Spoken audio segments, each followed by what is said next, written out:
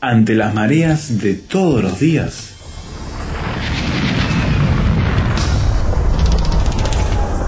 llegamos a tierra firme.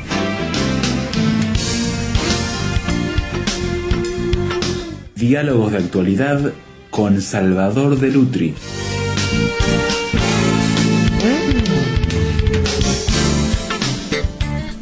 Nos acercamos, mis amigas y mis amigos, a una época del año, de las importantes que marca nuestro almanaque, donde celebramos y recordamos todo un hecho histórico importantísimo. Todos conocemos esta época como Semana Santa. ¿Qué es esto de la Semana Santa? Vamos a hablarlo con Salvador. Muchas veces, Salvador, las fechas especiales de celebración o recordación aparecen ahí, las miramos y de tanto que las mencionamos como que van perdiendo su contenido y van perdiendo su significado. Creo que sería bueno poder empezar a entender un poco más esto para que no nos perdamos simplemente en la rutina del calendario. Bueno, empecemos primero por decir que lo que nosotros llamamos la Pascua, es decir, la Semana Santa es la que culmina con la fecha de Pascua, es una fiesta muy antigua que no pertenecía al calendario cristiano, sino al calendario judío. La fiesta de la Pascua era la celebración por la cual Israel recordaba que había sido liberado de la esclavitud en Egipto. Era la fiesta más importante del calendario judío y justamente en esa fecha es cuando Jesús resucitó. Es decir, Jesús entra a Jerusalén para celebrar con la gente la fiesta de la Pascua. En esa fiesta, en medio de las celebraciones, prendido, es crucificado, y el día de la resurrección es el día de la Pascua judía. Ajá. Quiere decir que la palabra Pascua, que significa pasaje, ¿no?, pasar de un lado a otro, era para los judíos el pasaje de la esclavitud a la libertad, ¿no? Y esto es tomado por los primeros cristianos. Es decir, no les costó mucho recordar la fecha en que Jesús había resucitado, porque coincidía con la gran celebración de Israel de la Pascua. Lo que quiere decir que ellos marcaron en su calendario ese día como el día de la resurrección de Jesús. Por lo tanto, ese día es la celebración más antigua de la Iglesia cristiana. Digamos que en el calendario litúrgico la primer fecha que surge es la Pascua. Antes de Navidad y de todo. Sí, Navidad es la última. Navidad es la última. Porque alrededor de la Pascua se estableció la Cuaresma, se estableció Pentecostés, pero realmente en Navidad no existía un registro del nacimiento de Jesús. Por lo tanto, tuvieron que hacer una fiesta aleatoria, que primero fue el 6 de enero, y después terminó siendo una celebración el 25 de diciembre, que como todos sabemos, no es el cumpleaños de Jesús, sino es una celebración de que Jesucristo estuvo en la tierra. Quiere decir que esta es la primera de las fiestas. Es interesante notar cómo los primeros cristianos celebraban esta fiesta. Los primeros cristianos tenían esta fiesta, el día de la resurrección, lo tenían en suma estima, y era el único día celebrable. Es decir, ellos no entendían todo esto, o no celebraban o no recordaban, porque no se puede celebrar sino recordar, Jueves Santo, Viernes Santo, Sábado de Gloria. Ellos directamente celebraban el día de la Pascua. Entonces, los primeros cristianos, estamos hablando del siglo I, II, III, se reunían el sábado a la tarde al caer el sol. Es decir, cuando terminaba la jornada de trabajo, se reunían. Y ellos hacían un culto, una celebración, que terminaba en la mañana cuando salía el sol del domingo de Pascua. Ajá. En esa noche se leían algunos trozos de la Biblia, los que tenían ellos a mano. Se recordaba, por ejemplo, la liberación de Egipto, se recordaba cómo el Señor había librado a hombres del Antiguo Testamento, y se recordaba, por supuesto, el nacimiento, la muerte y la resurrección de Jesús. Esa noche estaban con ellos los catecúmenos, es decir, los que iban a ser bautizados. Entonces, porque ingresaban a la comunidad cristiana, a la iglesia. Entonces, ellos eran bautizados esa noche. Celebraban el bautismo, ¿no es cierto? Claro. No era la única fecha en que se bautizaba, pero era una fecha especial de bautismo. Todos juntos, a la salida del sol, cantaban los himnos de agradecimiento a Dios. Así que pasaban en vigilia, como quien dice. En vigilia total. Y ahí, y esto es lo interesante, empezaba para ellos la Semana Santa. No terminaba, sino que empezaba. Al revés, seguro. Y se prolongaba durante 7 días. Quiere decir que desde allí y durante 7 días ellos celebraban la resurrección de Jesús.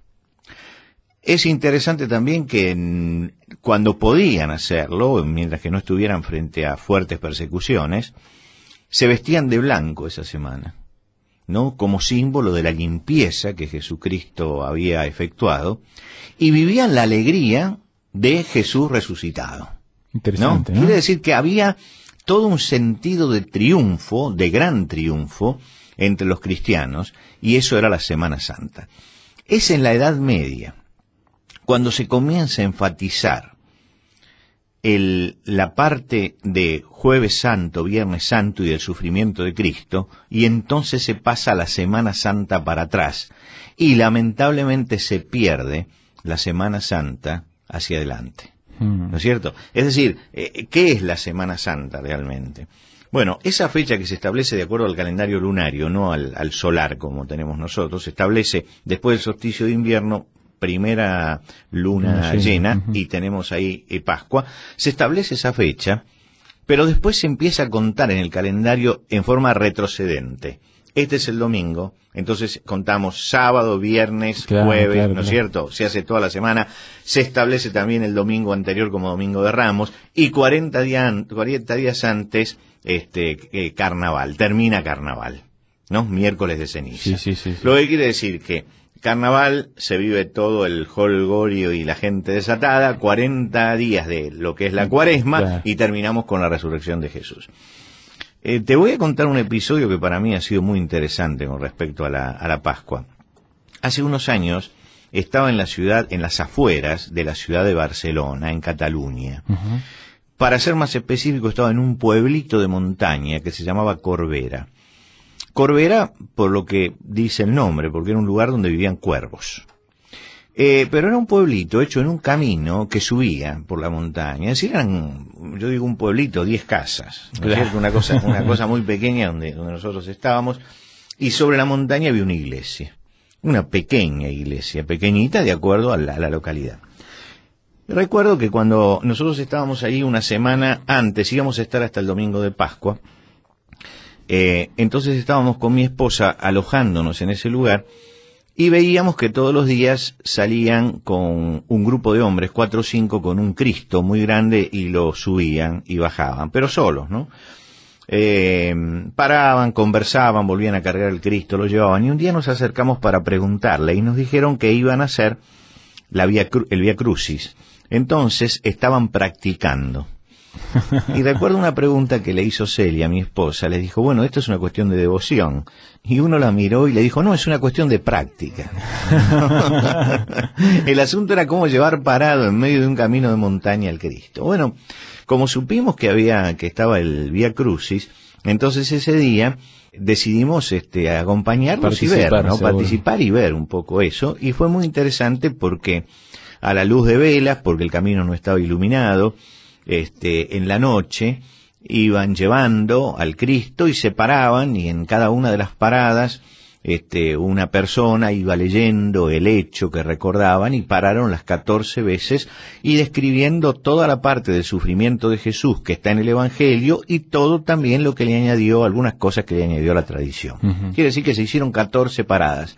A las 14 paradas entramos dentro de la iglesia y allí vimos cómo colocaban el Cristo en su lugar. Y así se terminó todo. Y yo siempre me quedé con el interrogante. Se despertó ese día realmente el interrogante. Qué tremendo, porque es verdad, lo que hemos recordado es toda la muerte, y uno no podemos negar todos los episodios de la muerte de Jesús. Pero qué tremendo si nos quedamos allí. Si llegamos a decir resucitó y no nos paramos para hacer las estaciones que siguen. Porque después aparecieron muchas cosas más, que es el estallido de gozo del cristianismo, que recuerda la muerte vicaria de Cristo y recuerda el sacrificio de Cristo, pero comparte la vida y la resurrección como el gran triunfo sobre la muerte. Y no resaltan todo lo otro. Claro, ¿no? entonces ahí yo comparaba un poco el cristianismo primitivo con el cristianismo que vivimos hoy y digo, de acuerdo a nuestro calendario y a cómo estamos, hemos hecho un énfasis muy grande en la muerte, y no está mal hacerlo, pero no hemos hecho el mismo énfasis en la resurrección. Y yo pensaba, bueno, tengo que en alguna forma pensar esto durante un tiempo. Así que fue motivo de meditación durante algunos años esto, ¿no? Hasta que hace 2 años estaba en una ciudad de América Latina, una ciudad moderna de América Latina, y también era Semana Santa. Y volví a vivir exactamente lo mismo, las 14 estaciones y todo. Y entonces dije, bueno, yo voy a hacer algo para resaltar el futuro. Y desde allí, que en este momento está en vías de publicación, un libro mío que se va a titular Las Estaciones de la Alegría, claro, que es la continuación de eso, es decir, mostrar que detrás de eso aparece la alegría de la resurrección, ¿no? Quiere decir que el rescatar un poco cómo vivían los primeros cristianos esto, rescatar el gozo que ellos tenían. Todos nosotros sabemos que hay un misterio, que es un misterio insondable para el ser humano.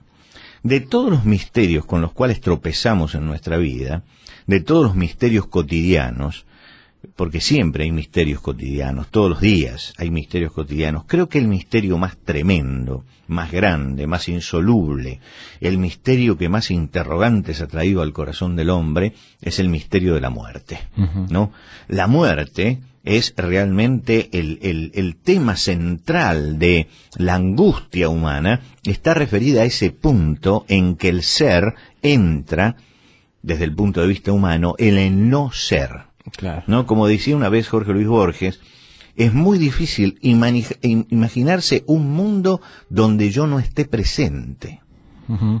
¿No? Es una frase que yo tengo siempre presente cuando estoy están velando a alguna persona, ¿no? Digo, pensar que el mundo sigue andando y ella ya no está presente aquí, ¿no es cierto? Y la historia continúa. Y eso nos va a pasar también a nosotros. Ernesto Sábato, en su obra, tal vez su más grande obra, sobre héroes y tumbas, hace una reflexión muy interesante sobre eso. Él dice, en el instante mismo en que alguien muere, su cuerpo se transforma bruscamente en algo distinto. Tan distinto como para que podamos decir, no parece la misma persona. No obstante tener los mismos huesos y la misma materia que un segundo antes de ese misterioso momento en que el alma se retira del cuerpo y en que éste queda tan muerto como queda una casa cuando se retiran para siempre los seres que la habitan y sobre todo los que sufrieron y se amaron en ella. Yo creo que esta es una descripción tremenda de la muerte. Eso es la muerte, ¿no es cierto? Cuando lo llamaron a Velázquez para pintar el famoso Cristo de Velázquez, es una pintura impresionante, donde uno realmente ve el cuerpo de Cristo allí muerto, ¿no? Creo que fue don Miguel de Unamuno que dijo, qué muerte más muerte, claro, ¿no? Es decir, que realmente está muerto y realmente refleja lo que es la condición humana. Ahora, si nos quedamos allí simplemente, transformamos a la fe cristiana en la religión de la muerte. Yo pensaba, bueno, vamos a suponer que un selenita o un marciano, quien sea, imaginamos, llega y dice, ¿en qué cree esta gente? Y hace las 14 estaciones. No ve el estallido de vida, a pesar de que está la Pascua. No ve que tenga un contrapeso la vida en relación al tiempo y a la meditación que ponemos en la muerte. Y yo creo que ese es un resabio de la Edad Media. Nos ha venido de la Edad Media eso.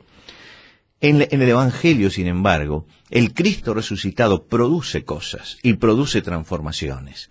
Y esto es lo interesante, ver que la Pascua es la proyección desde la muerte hacia la vida. Es la gran victoria, la primera victoria absoluta sobre la muerte, primera victoria que es absoluta, que no resucita para volver a morir, como podía haber resucitado Lázaro, ¿no es cierto?, o las otras, sino esta es una victoria absoluta, y el cristianismo es el llamado que se hace a los hombres a compartir esa victoria, a compartir la victoria de la resurrección. Qué enfoque distinto, mi amiga y amigo. No lo había pensado de esa manera. hacemos una breve pausa. Estamos en estos días celebrando, recordando lo que es Semana Santa, y es bueno enfocarnos correctamente ante la realidad histórica que vivió Jesucristo, vivió toda una generación y que hoy nosotros estamos recordando.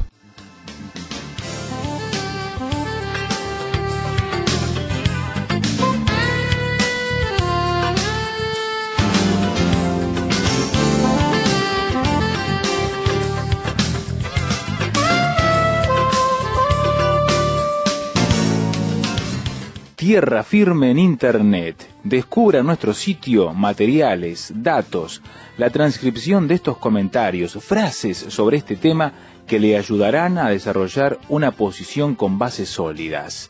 Visítenos en www.tierrafirmertm.org www.tierrafirmertm.org. Tierra Firme es una producción de Radio Transmundial.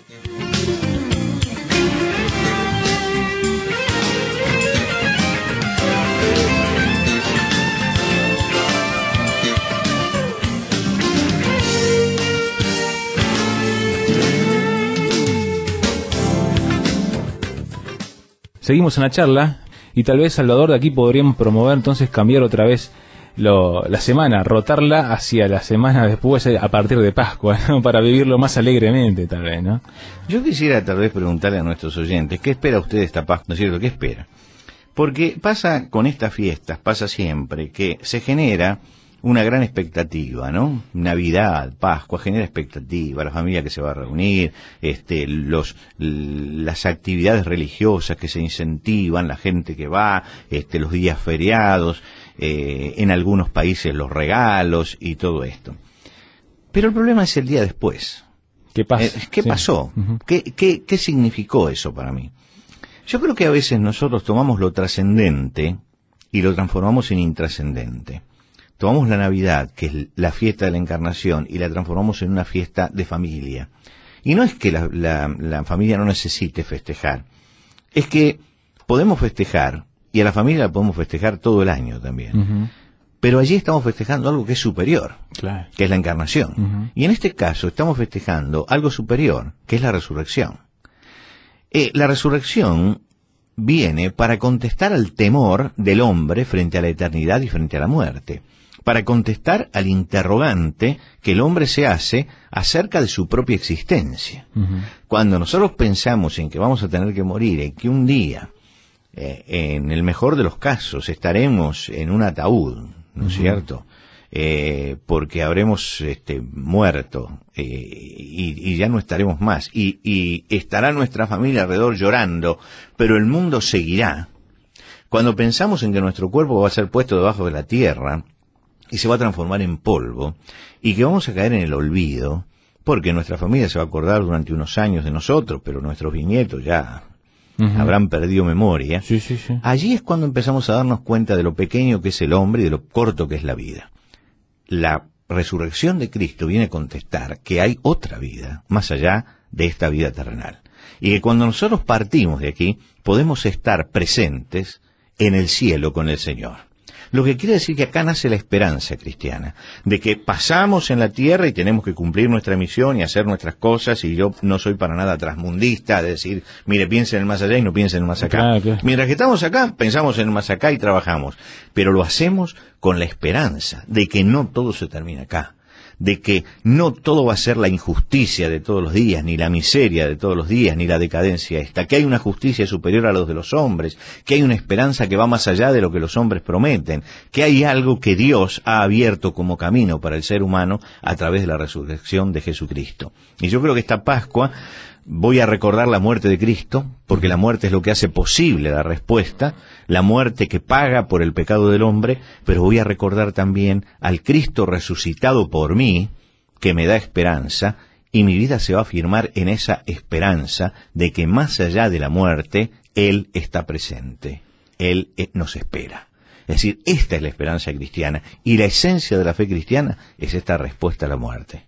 Todo lo demás es aledaño, es lo que ayuda tradición. a esto, ¿no es cierto? Pero lo central es esto, que la Pascua nos abre el camino de la esperanza hacia la vida más allá de la vida terrena, que podemos vivir como cristianos la vida en plenitud aquí, pero podemos vivir esperanzados. Por eso invitamos a nuestros oyentes a que vivan una Pascua diferente, una Pascua donde Cristo sea el centro y donde la esperanza cristiana sea apropiada en el corazón como algo personal. Yo creo en este Cristo que resucitó y que me espera. Y que no queda en un solo día, ¿no? No queda en una semana, sino que se prolonga, ¿no? A todo el año. Aquí haríamos que la Pascua no sea intrascendente, sea trascendente, Claro. permanezca en el tiempo, ¿no? La palabra trascender viene de la palabra perfume, ¿no es cierto? Es el aroma que permanece, Ajá. ¿no? Bueno, que la Pascua trascienda, sea lo que permanezca durante todo el año en forma de esperanza.